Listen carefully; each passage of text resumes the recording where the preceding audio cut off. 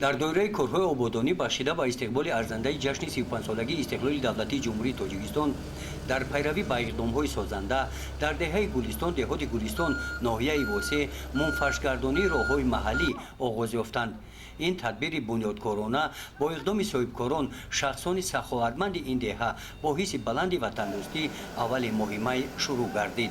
ما مناداری خود را با همه ساکنان این دهه می‌رسانیم که بسیار دستگیری خوب کردند و همه ای با دستگیری همین ساکنان همین دهه شد صاحبکاران و حتی تو نفقه‌خوران هم با ما کمک کردند و ما این کار را با قریب که در چی انجامیابی هست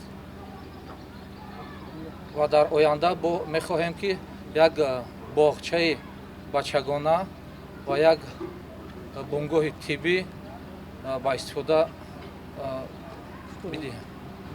کارهای منفشخوابانی از کوچه مرکزی دهه آغاز یافت.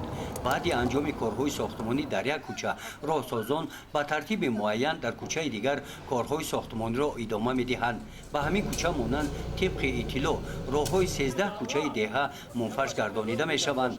تدبیر مذکور امکان داده است که با منفش گردانی راههای محلی در این دهه سطح خدمترسانی مسافرکشانی به اهالی بهتر به راه مانده می‌شود. گزارش خوجا نظریف خدای نظر ظهوروف از ناحیه واسه برای برنامه اطلاعاتی نوید.